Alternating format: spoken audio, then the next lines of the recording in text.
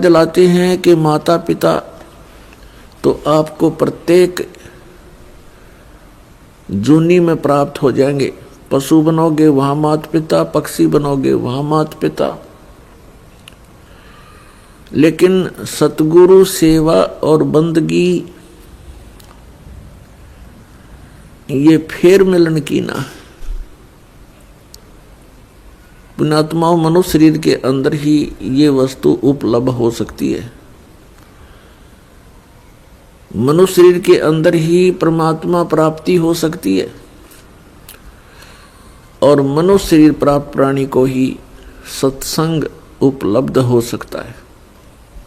पुण्यात्माओं, सत्संग मिलना बहुत कठिन है। सत्संग उसे कहते हैं जिसमें सच्चा ज्ञान हो। बाकी सत्संग नहीं है। जिनके ज्ञान ऐसे बच्चों जैसे हैं तो क्या वो संत सत्संग करते हैं? जो अभी तक परमात्मा को निराकार बताया करते थे, क्या वो सत्संग करते हैं? वो झूठ बोला करते थे। अभी तक जो ब्रह्मा विष्णु महेश के माता पिता कहते थे इनके कोई माता पिता नहीं है, इनकी जन्म मृत्यु नहीं होती, तो क्या वो सत्संग किया करते? जो संत ये बताते हैं सतलोक में प्रकाश ही प्रकाश है, भगवान है ही नहीं, आत्मा उसमें जाकर के ऐसे लीन हो जाती है जैसे बूंद समुद्र में, तो क्या वो सत्संग किया करते? वो हमारा जीवन नष्ट करते थे और अपना भी जीवन बर्बाद किया करते थे, तो वो सत्संग नहीं थे। और भोले श्रद्धालु उनके द्वारा दिए गए वचनों को सत्संग जानकर निश्चिंत हुए बैठे थे। अब सत्संग आपको अब प्राप्त हुआ है या उन महापुरुषों ने सत्संग किया था जिनको परमात्मा मिले थे? परमात्मा की प्राप्ति के उपरांत जिन्होंने जो वचन बोले वो सत्संग था। उनमें कौन कौन से महापुरुष थे जिनको परमेश्वर प्राप्ति हुई? जो दास के नॉलेज में है उनमें से चंद महापुरुषों के नाम इस प्रकार हैं। आदरणीय धर्मदास साहिब जी, आदरणीय मलुकदास साहिब जी, आदरणीय नानक साहिब जी, आदरणीय दादू साहिब जी, आदरणीय गरीबदास साहिब जी, गांव छुडानी, जिला झज्जर, हरियाणा वाले, आदरणीय गीसादास साहिब जी, गांव खेखड़ा, जिला मेरठ, उत्तर प्रदेश वाले। इन महापुरुषों ने जो परमात्मा प्राप्ति के बाद जो वचन बोले वो सत्संग था, और इनके अतिरिक्त जो वचन इन महापुरुषों की वाणी से मेल नहीं खाते वो सत्संग नहीं है। अब इन महापुरुषों ने क्या बताया है?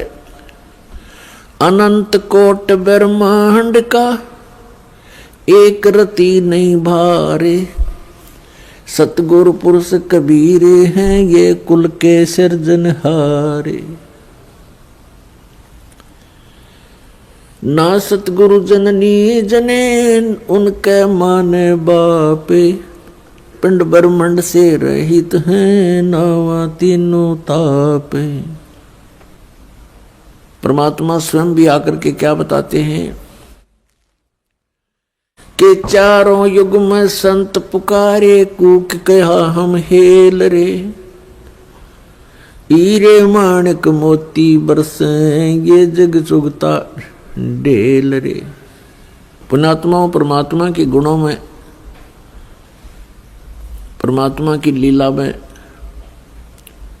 जो सदग्रंथों में वर्णित है, स्पष्ट किया हुआ है कि वो परमात्मा ऊपर सतलोक में रहता, सचखंड में।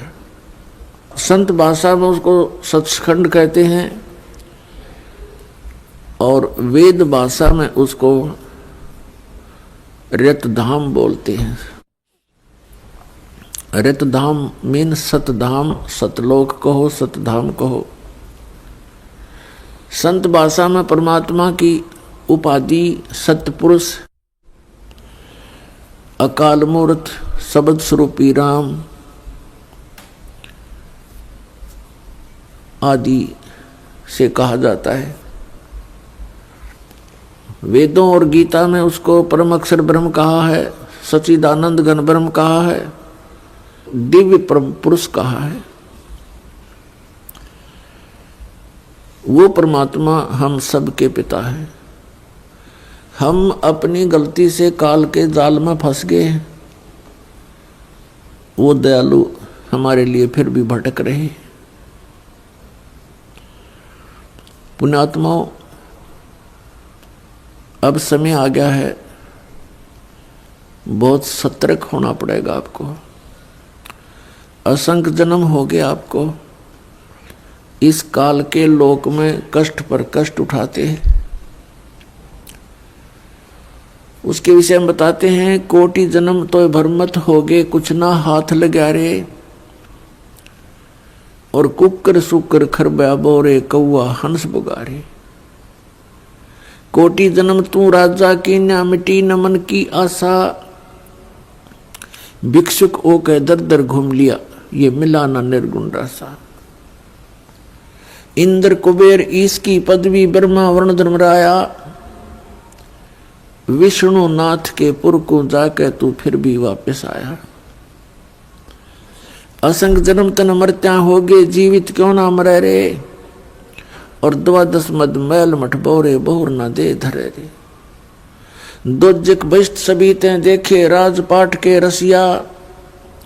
3 लोक से तरपत नाही, ये मन भोगी खसिया। 3 लोक से तरपत नाही, ये मन भोगी खसिया। सतगुरु मिले तो इच्छा मेटे, पदमल पदे समाना। चल अनसा उस लोक पठाऊं, जो आदि अमर अस्थाना।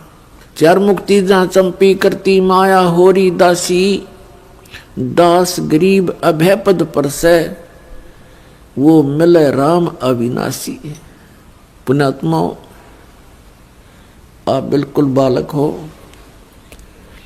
काल ने आपकी बुद्धि को इतना सीमित कर दिया, जैसे संतों को हम ऐसे नजर आते हैं जैसे एक भैंस का बच्चा मर जाता है तो व्यापारी लोग क्या करते हैं, उसके खाल उतरवा लेते हैं बालों समेत, और उसको साफ करके उसके अंदर भूस भर देते हैं, भूस, और ऊपर से चमार से उसको सिलवा लेते हैं। एक पूंछड़ सी लटकती रहती है, और उस भैंस के सामने उस बुत को, उस कार्टून को रख देते हैं, और उसको चाटती है, उसको प्यार करती है, उसको अपना बच्चा मान लेती है। और जब व्यापारी उसको लेकर उस कार्टून को चल पड़ता है, पीछे पीछे भैंस भी या करती फिरती है। अब उसकी बुद्धि इतनी काम नहीं कर रही कि इसमें भूस भर रखा, चाम लपेट रखा, ये तेरा बच्चा नहीं है। तो उन महापुरुषों ने जिनको परमात्मा मिले और सचखंड के दर्शन हुए, उन्होंने हम ऐसे नजर आते हैं कि इस हार्ड मांस इसके अंदर भर के ऊपर चाम लपेट दिया और ये बता दिया ये तेरा बेटा या तेरी बेटी, इस तरह तुम्हारा परिवार बना दिया। पुण्यात्माओं, आप जी ने थोड़ा विवेक करना पड़ेगा। कितनी बार संतों ने हमें कोशिश की है समझाने की, लेकिन हम इन काल के दूतों से प्रेरित होकर के भगवान के मार्ग को त्याग कर कुमार्ग स्वीकार कर लेते रहे, जिस कारण से हमारी बुद्धि विकसित नहीं हो पाई। वो परमात्मा हमारे लिए कितना कष्ट उठा रहे हैं, वो हमें बताने की चेष्टा कर रहे हैं कि सतलोक में चलो, वहां तुम्हें सुंदर शरीर मिलेगा, उसके अंदर ये नाड़ी तंत्र नहीं होगा, 5 तत्वों से बना हुआ नहीं होगा, उसमें ना कोई रोग कोड होगा, उसमें बीपी हाई लो नहीं होगा, उसमें कभी वृद्धावस्था प्राप्त नहीं होगी। वहां सचखंड के अंदर आप की ऐसी सृष्टि होगी, ऐसा ही परिवार होगा जैसा यहां पर है, और वहां कोई काम नहीं। अपने आत्माओं, आपकी संतान हुई, आपने मकान बनाए, उन बच्चों के लिए सारी सुविधाएं की और करते ही रहते हो। अब ये नहीं पता पिता की मृत्यु हो जाए, पता नहीं माँ की मृत्यु हो जाती है, और पता नहीं बेटा मर जा बेटी मर जा। तो हम जिस व्यवस्था में सारा जीवन बर्बाद कर चुके, उसका हमें क्या लाभ हुआ? लेकिन हम सोचें क्या इसका विकल्प नहीं? हम देखते उसके साथ भी ऐसी घटना होगी, उसके साथ भी होगी, कोई बात नहीं, तो होती रहती है। अब परमात्मा ने इसका विकल्प बता दिया, इसका अल्टरनेट बता दिया कि जब तक तुम्हारे संस्कार हैं, परिवार में आप रहो, और वो भी भगवान की आत्मा है, आपके बेटा बेटी रूप में रोल करने आए हैं, माता पिता रोल के रूप में आए हैं, तो उनको एक विशेष प्यार देना, आपस में खींचातानी नहीं बढ़ावे। इस दृष्टिकोण से कि हम उस पिता के बच्चे हैं, अगर हम इनको किसी को एक दूसरे को दुखी करेंगे तो परमात्मा नाराज हो जाएगा, क्योंकि हम पहले गणे दुखी यहाँ पर। फिर हम एक दूसरे को सतावें, कोई वचन से जख्म करें, किसी को और कोई हानि पहुंचावें, तो हम तो कौवे हो गए, कौवे, मनुष्य नहीं रहे। जैसे कौवा जख्म के ऊपर चोंच मार कर खून निकाल लेता है, हमने हंस बनना है, तो हम सतलोक चलेंगे। वो परमात्मा हमारे पीछे फिर रहा है। जो जन मेरी शरण है, ताका हूं मैं दासे, गेल गेल आज्ञा फिरूं जब तक धरणी आकाश। परमात्मा कहते हैं कि जो मेरी शरण में एक बार किसी भी युग में आ गया, तो मैं उसके पीछे पीछे फिरता रहता हूं और उसको पार करने की चेष्टा करता हूं। क्या बताते हैं? अनंत कोट बाजी जहां हम रचे सकल ब्रह्मंडे, कह कबीर मैं के करूं यू काल करे जीव खंड। कबीर साहब बताते हैं कि मैं इतना समर्थ हूं, ये सभी ब्रह्मांड मैंने रचे, अनंत कोट बाजी जहां रचे सकल ब्रह्मांड, और कहे कबीर मैं क्या करूं ये काल करे जीव खंड। पुणात्माओं, आपने ये अमर कथा कभी सुनी नहीं थी। आप जी ने अपने ही धर्म मजहब के अंदर चल रही कथाओं को सुना, उन्हीं के आधार से आपका माइंड सेट हो गया। अब इस अमर कथा को सुनकर बहुत दिनों में जाकर आपका विश्वास होगा, और जब आपको ये कथा समझ में आ जाएगी, उस समय देखना आपके मन की स्थिति क्या होगी।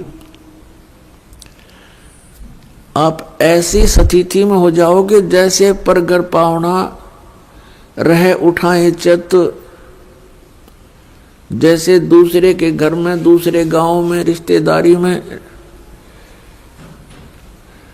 कोई प्राहुणा चला जाता है, मेहमान रूप में जाता है, वो वहां रहता अवश्य है, लेकिन उसको पता है कि मैंने वापस जाना है, और उसको अपने घर की रह रहकर याद भी सताती रहती है। कहते हैं जैसे पर घर पावना रहे उठाए चित, तो यहां से आपका ऐसे मन हट जाएगा एक दिन, और फिर सतलोक में आपका अगला कदम सतलोक में होगा। अब परमात्मा ने हमें आकर बताया कि जब सबसे पहले मैं यह आपके दुखों को देखकर इसमें प्रवेश किया काल के लोक में, तो इस काल ने मेरा रास्ता रोकने की चेष्टा की, क्योंकि परमात्मा बताते मैं जोगजीत के रूप में था। जोगजीत वहां एक पुत्र है परमात्मा का, जो सर्वप्रथम 16 उत्पन्न किए थे उनमें से एक है। जोगजीत जानकर मेरे साथ इसने बहुत अड़ंगा अड़ाने की चेष्टा की, लेकिन मेरी शक्ति के सामने ये हताश हो गया। फिर चरण पकड़ लिए, रोने लगा, हाहाकार मचा दी। जब मैंने इसको कारण बताया कि मैं किस उद्देश्य से आया हूं। धर्मदास साहिब जी को परमात्मा बता रहे हैं कि धर्मदास, प्रथम सतयुग के अंदर जब मैं यहां आया तो इसने मेरे साथ बहुत कलह मचाई। जब मैंने अपनी शक्ति का प्रयोग किया तो इसकी नहीं पार बसाई। चरण पकड़ लिए, पैर पकड़ कर कहता, जोगजीत आप किस लिए आए हो? तो मैंने इसको बताया कि मैं नीचे जाऊंगा और सभी प्राणियों को बताऊंगा कि यू परमात्मा नहीं है, यू भगवान नहीं है जिसको तुम भगवान मान रहे हो। और एक ऐसा मंत्र दे के आऊंगा, सतनाम, सच्चा नाम, उसका जाप करने वाले प्राणी को तू रोक नहीं पाएगा। और सभी को बताऊंगा कि तुम यहाँ के रहने वाले नहीं हो। तूने इन सब को नशा करवा दिया, तीनों गुणों से एक एक इंजेक्शन लगवा दिया इनको। तो ये चिंतित हो गया। इसने कहा कि हे भगवान, मुझे श्राप लगा हुआ है 1,00,000 जीव आहार करने का। यदि आप इन सब को ले जाओगे तो मेरा क्या होगा? परमात्मा ने कहा कि अब मैं इनको नहीं छोड़ूंगा, तेरा हो या ना हो।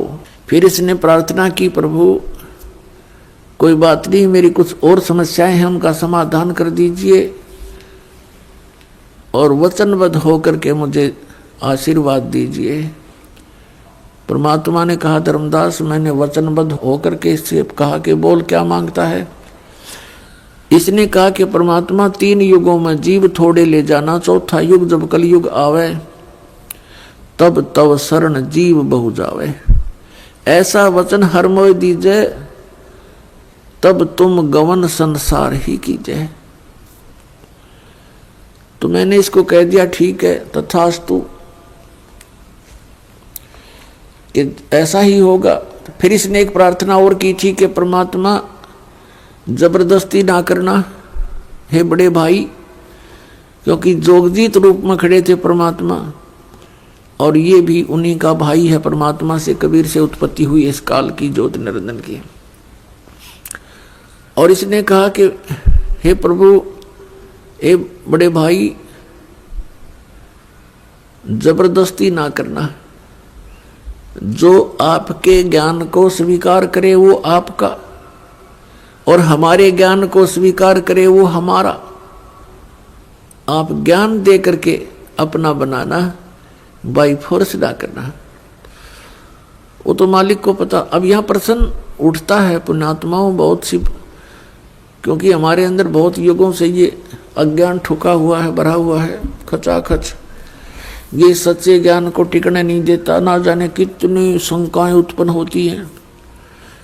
एक शंका तो ये उत्पन्न होगी कि भाई भगवान ने जानी जान, कहते हैं परमात्मा जानी जान है, अंतर्यामी है, सर्वज्ञ है, फिर क्या उनको पता नहीं था ये ऐसे ऐसे वचन मांगेगा?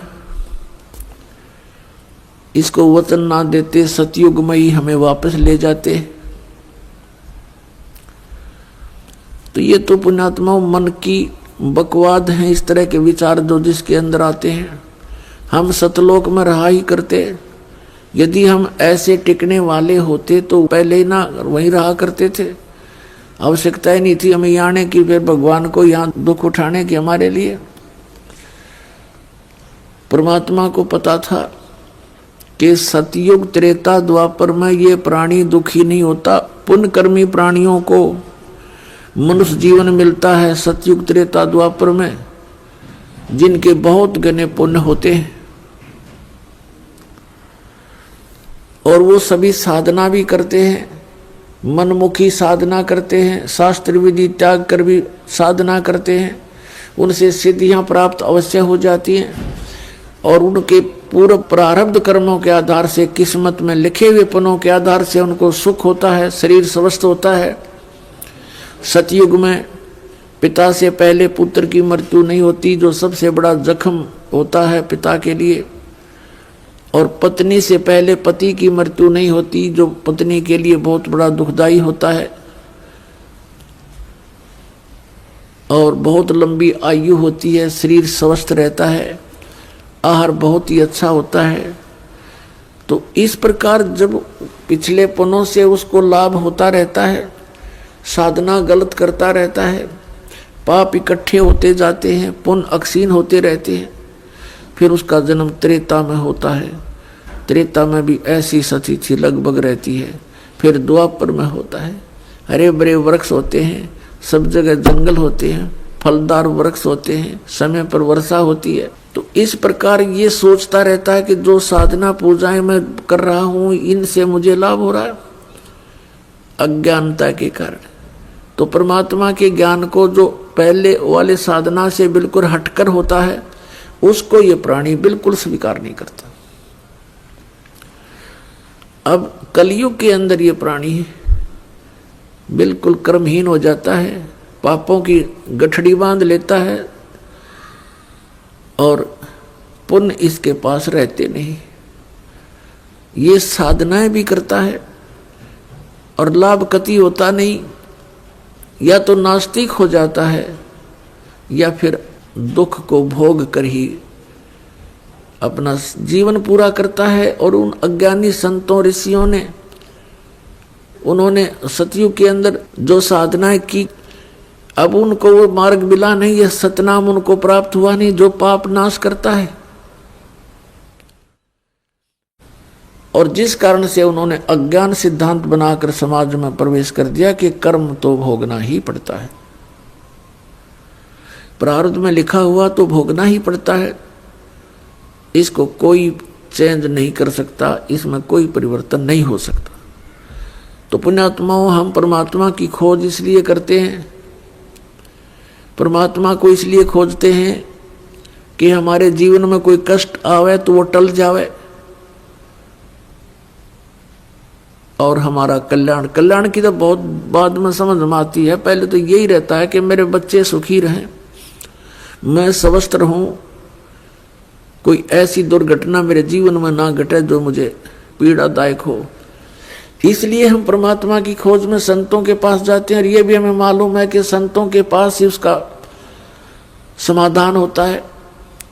और ये भी हम सुना करते कि परमात्मा ना जाने किस बेस में आ जा, तो वो परमात्मा कबीर साहब है, वो ना जाने क्या रूप बना करके और कब कहाँ प्रकट होता है और हमारे लिए भटकता रहता है, हमें समझाने की चेष्टा करता है कि तुम इस झूठे सुख को सुख कहे ये मान रहा मनमोद, ये सकल चबीना काल का कुछ मुख में कुछ गोद। तो पुण्यात्माओं, परमात्मा ने प्रोमिस कर रखा है और इसने भी प्रोमिस कर रखा है काल भगवान ने कि कलयुग में जब कितने जीव ले जाना, लेकिन इसमें ज्ञान आधार बनाना। तो पुण्यात्माओं, अब बुद्धिमान समाज हो गया है, इस ज्ञान से अब आप बालक नहीं रहोगे। परमात्मा के प्रयत्न को गहराई से सोचना, वो क्यों भटक रहे हमारे लिए सतलोक न छोड़ के, क्योंकि हम उनके बालक हैं, हम उसकी आत्मा हैं। और इनको काल इसलिए परेशान कर रहा आप जी को कि जितना मैं इनको सताऊंगा उतना ही वो दुख पावेगा। अपने आत्माओं, आप बालक हो, ये हमारे साथ क्यों प्रतिशोध ले रहा कि इसने वहां पहले तो तप करा, फिर तप करा, फिर तप करा, 3 बार, उससे इसने 21 ब्रह्मांड प्राप्त किए, फिर 5 तत्व 3 गुण परमात्मा ने इसको दे दिए कि ले जाओ खेल खिलौनों से। फिर हम इस पर आसक्त हो गए, हम परमात्मा को भूल गए, अपने भगवान से मन हटा लिया, जो हमें सब सुविधा सब सुख देवा था उससे मन हटा करके एक हीरो की तरह हम इसको चाहने लग गए, जिस कारण से हम भगवान के दिल से उतर गए। और देखो सेब कितना अच्छा फल होता है, यदि वो सेब खराब हो जाता है तो वो दुकानदार उसको रखता नहीं, उसकी आत्मा बहुत दुख पावे। एक सेब खराब हो गया, बाहर फेंकना पड़ा कूड़े में, तो हम वहां खराब हो गए थे भाई बच्चों। तो परमात्मा का आत्मा बड़ी दुख पाई कि ये औरों ने भी खराब करेंगे यहाँ पर, इसलिए हमें हमारी ही इच्छा से इनके साथ भेज दिया कि तुम जाओ फिर यहाँ से डेलो टिंडेस के साथ जाके। अब इसने फिर अलग ब्रह्मांड के अंदर परमात्मा ने व्यवस्था की, एक जिस आत्मा ने सबसे पहले स्वीकृति दी थी इस काल के साथ आने की, उसको एक लड़की रूप बनाया जिसको अब दुर्गा कहते हैं। उसके अंदर हम सभी को बीज रूप में भर दिया और उसको सबल शक्ति दे दी कि बेटी तू जितने जीव कहे यू काल उत्पन्न कर देना, वचन से बोल देना, उतने प्रकट हो जाएंगे। पुण्यात्माओं, हम अज्ञान को सुन सुनकर स्थान स्थान पर हमारा माइंड, हमारा मन अड़ जाता है कि ये कैसे हो सकता है। जैसे एक समय ऋषि वाल्मीकि जी ने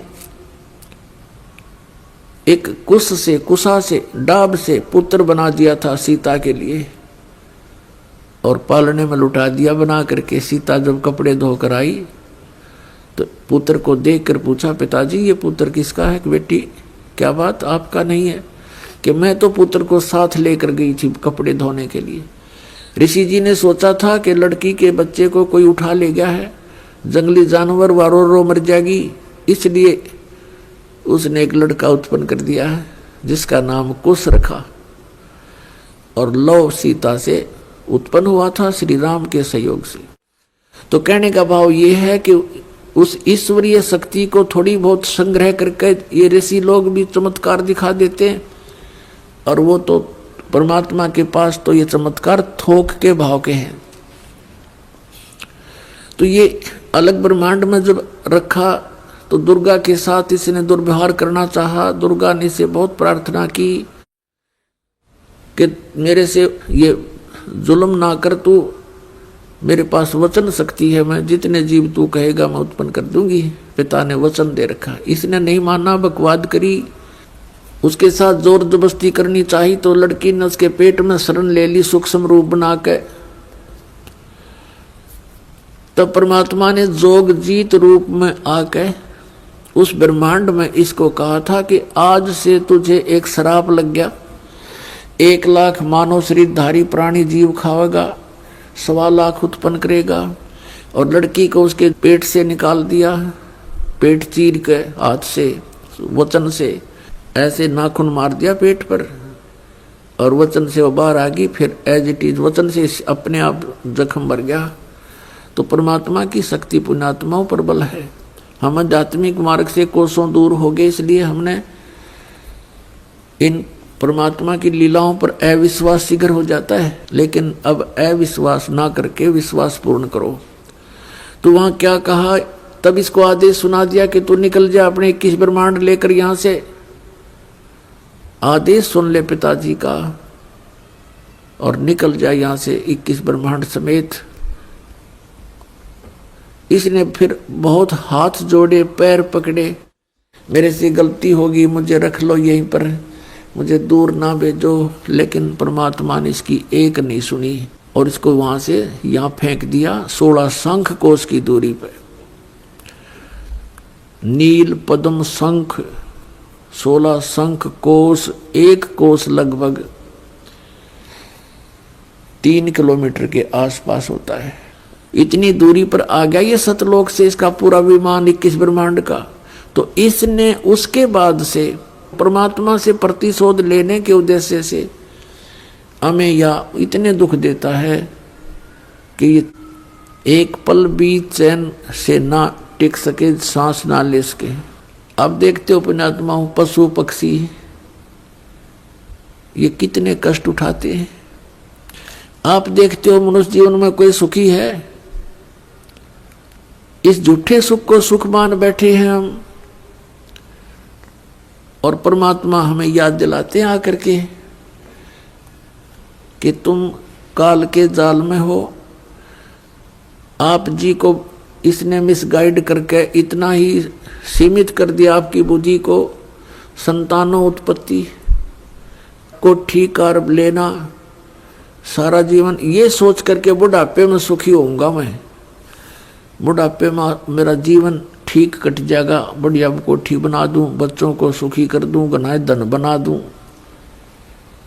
अपने आत्मा बुढ़ापे तक, पहली तो ये बात है कि बुढ़ापे तक आप रहोगे कि ना रहोगे, वृद्धावस्था तक। और वृद्ध अवस्था होने के बाद फिर सुख कहाँ से?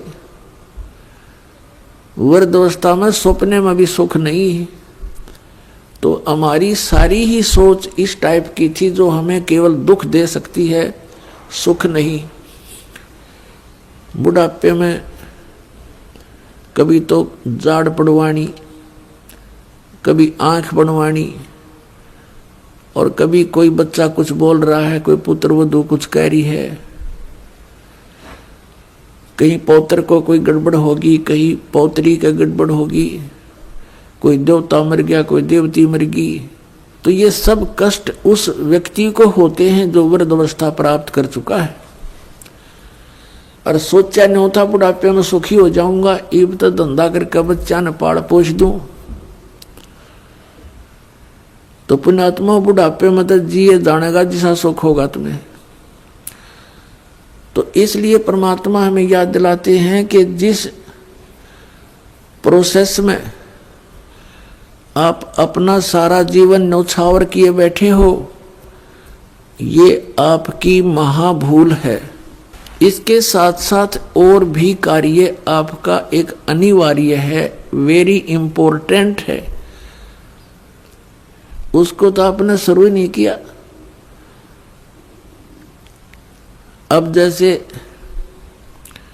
हम देखा करते थे, बुजुर्ग आपस में बैठ कर बतलाया करते थे, क्या कहते थे, और भाई कुशल हो? तो वो कहता था मौज हो रही है, कत्ती ठाठ हो गए, 2 बेटे थे 2 बेटी, सबका विवाह कर दिया, पुत्र पर भी पुत्र हो गया, पुत्रियों पर भी पुत्र हो गए, और बस मेरा तो जीवन सफल हो गया। अब बेशक उठा ले भगवान मने, मुझे बेशक उठा ले परमात्मा, मेरा काम पूरा हो गया। अब इस तत्व ज्ञान की रोशनी में पता चला कि खाक पूरा हो गया तेरा समय, जीवन कहाँ से सफल हुआ? जीवन तो बर्बाद हो गया आपका। और जो कुछ भी आपको प्राप्त हुआ ये तो पूर्व प्रारब्ध में आपका लिखा हुआ था, आपका किया हुआ नहीं, आपका चाहा हुआ नहीं। जैसे संतान होते ही एक ऐसी हमारी मन में काल ने ऐसी प्रेरणा कर रखी है कि हे भगवान बच्चा हो और पुत्र हो, पहला पुत्र हो फिर पुत्री बेशक हो जा, ऐसी टेंडेंसी श्लोक वेद से हमारी बनी हुई है जो बिल्कुल व्यर्थ है। अब विवाह हुआ, प्रथम लड़की होगी, फिर सोचा ये भगवान दूसरा तो पुत्र होना चाहिए, दूसरी भी कन्या होगी, फिर कहा हे भगवान तीसरा तो पुत्र हो, तीसरी भी कन्या होगी, चौथी आशा पुत्र की थी, चौथी भी कन्या, पांचवी भी कन्या होगी। तो क्या आपका किया हुआ या आपका चाहा हुआ? नहीं, जो आपकी किस्मत में था वही आपको मिला। तो आप कहते हो कि मेरा जीवन सफल हो गया, ये तो आपका होना ही था। आपने जो इस जीवन में एक इम्पोर्टेंट कार्य और करना था, अनिवार्य कार्य करना था, वो तो तुमने स्टार्ट भी ना किया। इसकी याद दिलाने के लिए परमात्मा सतलोक से आते हैं। यहाँ के भगवान और यहाँ के ये संत हमें केवल इस माया में ही डबोते हैं, इसी में डालते हैं, हमारे को बाहर निकाल नहीं सकते क्योंकि इनकी पावर नहीं। वो तो स्वयं आते हैं या अपने ही संत बना करके यहाँ भेजते हैं, अपनी भक्ति शक्ति से चार्ज करके भेज देते हैं, और फिर वो संत ये काम किया करते हैं। नहीं, आम संत की कोई औकात नहीं जो काल के सामने इस प्रकार का कोई कदम उठा ले। अब क्या बताते हैं परमात्मा, हम सुल्तानी नानक तारे दादू को उपदेश दिया, जात जुलाहा भेद न पाया वो काशी माहे कबीर हुआ, गोता मारू स्वर्ग में जा बैठूं पाताले, गरीबदास ढूंढता फिरूं अपने हीरे मोती लाले। परमात्मा कबीर साहब कहते हैं कि गोता मारूं स्वर्ग में और जा बैठूं पाताल, कह कबीर ढूंढता फिरूं अपने हीरे मोती लाल। अब जैसे आपको कल सत्संग के अंदर दिखाया था, रूबरू कराया था उन पवित्र सदग्रंथ वेदों से। उसमें क्या लिखा कि परमात्मा ऊपर ध्युलोक यानी तेजो में शरीर में और तेजो में लोक में राजा के समान विराजमान है, और वहां से गति करके नीचे आता है और बहुत अत्यंत गतिशील पदार्थ के समान, जैसे आकाशीय बिजली गिरती है नीचे बहुत स्पीड से, ऐसे परमात्मा सतलोक से गमन करके चल के यहाँ आते। तो वो परमात्मा अच्छी आत्माओं को मिलते हैं, उनको उपदेश करते हैं, तत्व ज्ञान से परिचित कराते हैं, अपने से परिचित कराते हैं। तो उन महापुरुषों ने जो ज्ञान दिया वो परमात्मा से प्राप्त ज्ञान दिया। उनमें से अब्राहिम सुल्तान अधम भी एक महापुरुष हैं। अब्राहिम सुल्तान अधम ये कौन थे? एक बल्ख नाम का शहर है, बल्ख बुखारा, इराक के अंदर, और वहां का एक अब्राहिम सुल्तान अदम नाम का एक मुसलमान बादशाह था। पूर्व जन्म के संस्कार से उसके इतने ठाठ कर रखे थे, भगवान ने 18 करोड़ घोड़े खरीद रखे थे। पुण्यात्माओं, जब तक इस प्राणी को तत्व ज्ञान नहीं होता, यहाँ के ये कंकर पत्थर जोड़ने में ही लगा रहता है। उसने कहते हैं 16,000 औरतें से विलास करता था, 18 करोड़ घोड़े। गांव में पहले यदि एक घोड़ा किसी के पास होता तो बहुत बड़ा वो वहाँ का ठाकुर माना जाता था, बड़ा रईस व्यक्ति माना जाता था जो घोड़े पर चलता था, एक घोड़े पे। जैसे आजकल तो जिसके पास कार है उसको बहुत अच्छा धनी मानते हैं, तो उसमें घोड़े से ही उसके धन को आक्या करते थे, काउंटिंग करते थे। तो इस प्रकार 18 करोड़ घोड़े उसके पास, और ऊंट 8 तक गिनती नहीं, बहुत गिने थे। कहने का भाव यह है कि सर्वसंपन्न राजा था, लेकिन पिछले संस्कार भी साथ होते हैं। अब वो चाहे कितने ही सुख को प्राप्त है, लेकिन परमात्मा की चाह आत्मा को फिर भी बनी होती है। एक दिन वो सो रहा था ऊपर अपने महल की छत पर, गर्मियों के दिन। परमात्मा कहते हैं सो चल सीधर मैं करूं अपने जन के काज। तो वहां कहीं पड़ोस में थोड़ी सी दूरी पर एक सत्संग हो रहा था। आप आरती, आप साजे, आप किंगर, आप बाजे, आप ताल झां जनकारा, आप नचाप देखण आ रहा। आप साधु संत बनकर उस राजा के महल से थोड़ी सी दूरी पर किसी गरीब के घर पर सत्संग कर रहे थे, ऊंची ऊंची आवाज में सुना सुना कर। और बात तेरे काम न आवे, संतों शरण लाग रे, के सोवे गफलत में बंदे, जाग जाग नर जाग रे, जाग जाग नर जाग रे। और बात तेरे काम न आवे, संतों शरण लाग रे, के सोवे गफलत में बंदे, जाग जाग नर जाग रे, जाग जाग नर जाग रे। तन सरायम जीव मुसाफिर, करता रहे दिमाग रे। तन सरायम जीव मुसाफिर, करता रहे दिमाग रे। रात बसेरा कर ले डेरा, चले सवेरा त्याग रे, चले सवेरा त्याग रे। और बात तेरे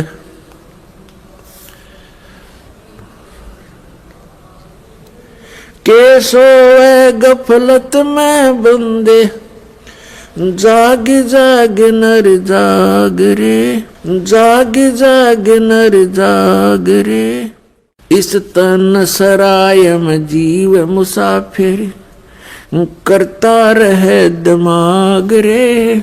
इस तन सराय में जीव मुसाफिर, करता रहे दिमाग रे।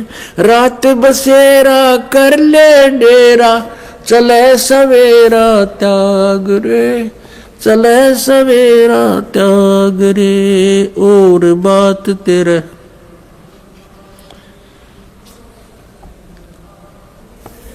के सोए गफलत में बंदे, जाग जाग नर जाग रे। उमदा चोला बण्या अमोला, लगे दाग पे दाग रे। उमदा चोला बण्या अमोला, लगे दाग पे दाग रे। 2 दिन की गुजरान जगत में, क्यों जले बिरानी आग रे, जले बिरानी आग रे। अर सुमरे सो हंस कवावे, ये कामी क्रोधी काग रे। अर सुमरे सो हंस कवावे, कामी क्रोधी काग रे। बोरा न भर में विष के बन में, चल बेगम पूरी बाग रे, चल बेगम पूरी बाग रे। और बात तेरे काम न आवे, संतों शरण लाग रे। के सोवे गफलत में बंदे, भाई शब्द सैन सतगुरु की पिछाणी, पाया अटल सुहाग रे। शब्द सैन सतगुरु की पिछाणी, पाया अटल सुहाग रे। नितानंद महबूब गुमानी, परगटे पूर्ण बाग रे, परगटे पूर्ण बाग रे। और बात तेरे काम न आवे, संतों शरण लाग रे। के सोवे गफलत में बंदे, जाग जाग नर जाग रे, जाग जाग नर जाग रे। पुण्यात्मा कबीर परमेश्वर जी अपनी प्यारी आत्मा को काल के जाल से निकालने के लिए कितना संघर्ष करते हैं। उसके लिए परमात्मा ने ज्ञान को ही आधार बनाया है। इब्राहिम सुल्तान अधम बहुत ही अच्छी आत्मा का व्यक्ति था। परमात्मा की खोज में, अल्लाह की चाह में साधु संतों से बहुत प्यार करता था। उसको जहां भी कोई संत मिल जाता या किसी संत की, महात्मा की वो चर्चा सुनता, या तो उसको अपने पास बुला लेता था या स्वयं दर्शनार्थ चला जाता था। अपने आत्माओं काल ने तो ऐसा कर रखा हमारे साथ, ये नकली संत, नकली पंथ और डुप्लीकेट ज्ञान सुना के कि इनको नास्तिक बना दूं। एक संत के ऊपर वो बहुत विश्वास किया करता था और वो इब्राहिम सुल्तान उस फकीर के पास बहुत ज़्यादा उसके पास जाता था या उसको अपने पास बुलाता था, खूब दक्षिणा दिया करता था और वो एक नंबर का पाखंडी था। एक बार राजा ने, क्योंकि वो बहुत धनी व्यक्ति था, बहुत धनी राजा था, वो जूते जो होते हैं जूती पे पहना करते, पहले आप जूते कहने लगे उन्हें, उन जूते होते थे जो जूती थी, एक जूती की कीमत 1.25 लाख रुपए थी।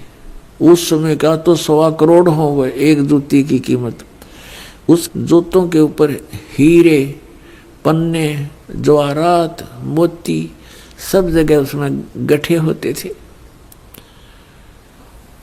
एक उस राजा ने एक अंगूठी बनवाई जो बहुत कीमती थी, सोने की, उसके अंदर हीरे, मोती और ये इस तरह के कुछ नग लगवा रखे थे, बहुत ऊंची, अच्छी, चौड़ी।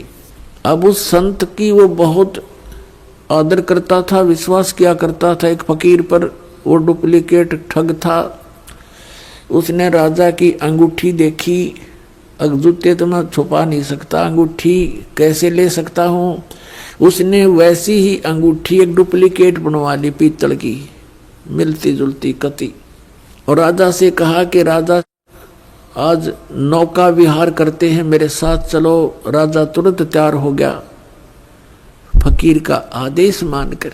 नाविक नौका चला रहा है, राजा और फकीर उसके ऊपर कुर्सी पर बैठे हैं। अब फकीर ने कहा कि राजन, ये अंगूठी कैसी बनवा ली, कैसी है, दिखाना मुझे। अंगूठी कब बनवाई? कि जी अभी बनवाई है, कुछ दिन हो गए, कई बार पहन ली, आपके ध्यान नहीं गया, देखो देखो निकाल कर। राजा ने कहा देखो देख लो, देखो ऐसी है। अब वो तो डुप्लीकेट था, उसने लेकर ऐसे और कहा, उसने क्या कहा कि हम फकीरों के क्या काम ये अंगूठी। अब वो ओरिजिनल पल देखता रहा और कहा देखो राजा, ये इधर क्यों जा रहा नाविक तू? तो राजा का ध्यान उधर हुआ, वह डुप्लीकेट निकाल ली, वह डाल ली, हाथ में ले ली और कहा राजन, अंगूठी तो बहुत अच्छी है, पर साधु संतों के क्या काम की, जल में फेंक दी। अब राजा ने सोचा भाई बड़ा त्यागी विरागी महात्मा, इसको तो संसारिक धन से भी कोई लगाव नहीं है, और ज्यादा आस्था होगी इसमें। फिर खूब वो दान दे। राजा रोके नहीं, हमें क्या जरूरत है, हमें क्या जरूरत है, कोई नहीं, दे दे, हम लगा देंगे, इधर भंडारा कर देंगे। अब नाट्य भी ले।